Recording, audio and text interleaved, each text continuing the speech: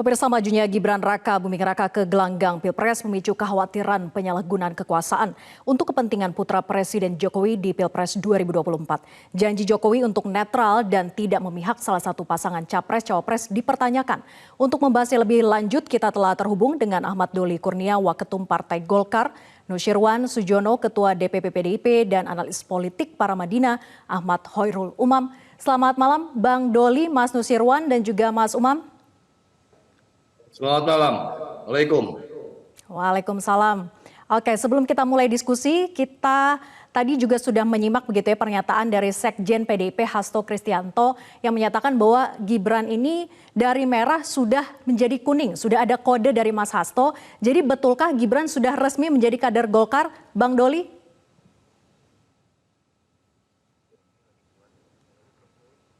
Bang Doli, baik, sepertinya belum bergabung bersama kami ya.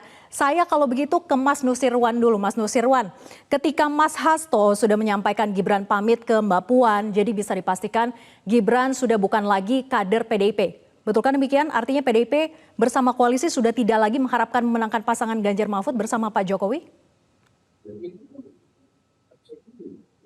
Ya Mbak, coba diulang. Suaranya putus-putus. Baik, saya ulangi, ketika Mas Hasto, Sekjen PDIP, sudah menyampaikan Gibran pamit ke Mbak Puan. Jadi bisa dipastikan Gibran sudah bukan lagi kader PDIP saat ini?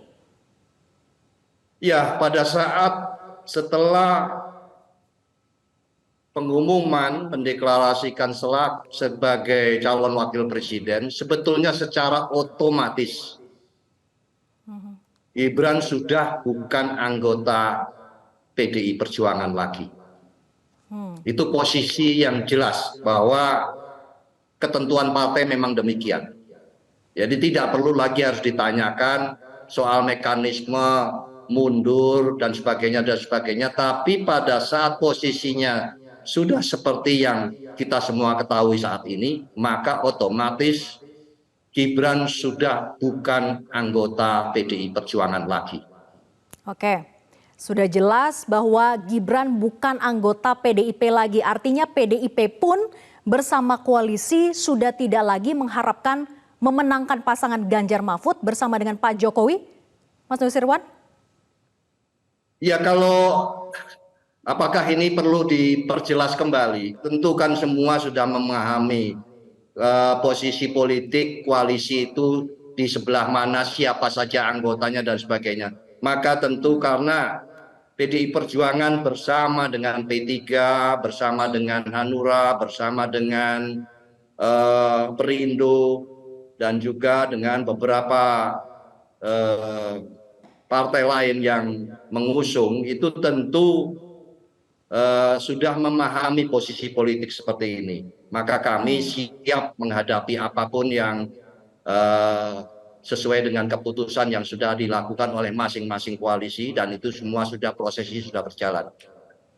Baik, siap menghadapi bahwa secara elektoral tidak akan lagi ada sosok Jokowi di PDIP begitu ya?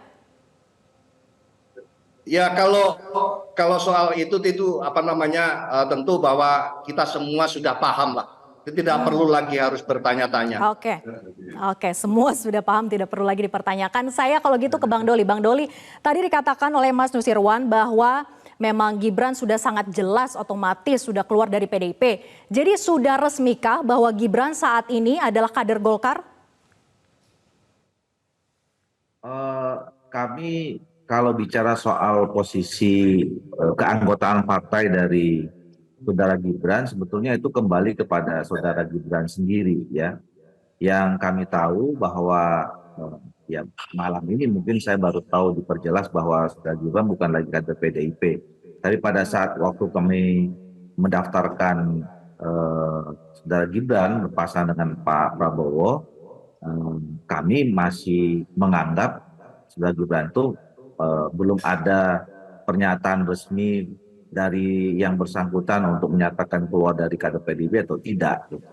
Nah, jadi soal ke Golkar itu juga kami kembalikan sebetulnya kepada saudara Gibran, ya, apakah kemudian keluar secara resmi dari sebagai kader PDIP, kemudian mau memilih ke partai mana, ya, sampai sekarang sejauh ini eh, kami belum pernah membicarakan itu secara resmi ya soal status keanggotaan kepartaian dari saudara Gibran, dan itu kembali semuanya sepenuhnya itu kan masing-masing punya hak konstitusi ya, Oke. mau seseorang itu mau bergabung ke partai politik mana. Hmm. Kembali kepada Gibran ya, ataukah memang sebetulnya sudah masuk menjadi kader tapi ditutup-tutupi dulu di hadapan publik karena kan menunggu pernyataan resmi dari PDIP nih, yang baru saja malam ini tadi Mas Nusirwan juga menyatakan. Alah, kita buat untuk apa menutup-nutupi sesuatu yang memang kalau memang jelas ya saya kira kan tidak perlu ditutup-tutupi, dan itu kan semuanya tergantung kembali kepada orang. Saya memilih partai A itu kan untuk apa juga ditutup-tutupi, semua juga orang akan tahu. Tetapi kan apa namanya, sebaliknya sebuah partai atau partai Golkar katakanlah nggak perlu mengumumkan atau bahkan mengklaim kalau misalnya saya seorang partai Golkar gitu. Jadi soal keanggotaan seseorang itu kan itu kembali kepada hak konstitusi seseorang, dan itu nggak bisa ditutup-tutupi, dan untuk apa juga ditutup-tutupi gitu. Oke, saya ingin ke Mas Umam. Mas Umam, salah satu kekhawatiran publik Gibran masuk gelanggang Pilpres adalah abuse of power ketika Jokowi bilang akan mendukung semua paslon. Apakah itu adalah jaminan bahwa Jokowi akan netral? Iya, terkait dengan konteks netralitas Joko Widodo, dalam konteks ini tentu harus kita letakkan pada dua basis penilaian yang berbeda. Dalam satu sisi, Joko Widodo adalah seorang individu yang juga menjadi bagian dari ayah biologis dari salah satu kontestan, yaitu Gibran, yang menjadi cawapres Pak Prabowo. Tetapi di saat yang sama melekat sebuah amanah konstitusional sebagai Presiden RI yang ketujuh, yang saat ini masih in ruling power, masih sit in presiden. Nah, oleh karena itu di level itu berkaitan dengan konteks netralitas, maka harus kita cermati lebih dulu pada level mana, pada porsi seperti apa kemudian Pak Jokowi sendiri akan melakukan, memberikan dukungan, memberikan support dan lain sebagainya. Kalau kita merujuk kepada undang-undang pemilu, memang diakui atau tidak, presiden secara pribadi diberikan hak untuk memberikan dukungan pada salah satu kandidat capres-cawapres. Tetapi ketika kemudian melakukan dukungan itu sifatnya adalah betul-betul dalam konteks domain privat, bukan dalam konteks domain publik ketika dia berada dalam porsi sebagai kepala negara dan kepala pemerintahan. Oleh karena itu, presiden sendiri harus bisa memilah secara clear di mana kemudian dia berpihak, porsinya seperti apa.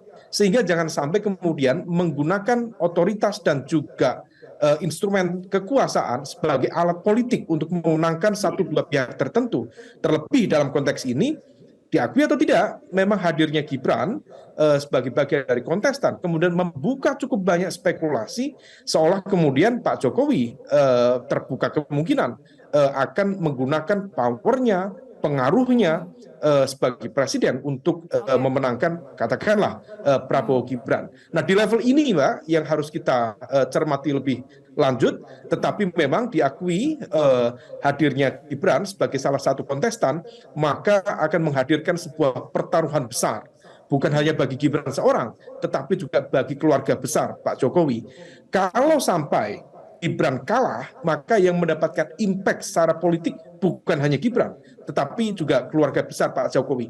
Besarnya pertaruhan itu, maka kemudian memungkinkan terjadinya mobilisasi kekuatan, mobilisasi pengaruh yang cukup besar, yang barangkali kemudian bisa menciptakan sebuah potensi abuse of power dalam proses politik di pemilu 2024 nanti.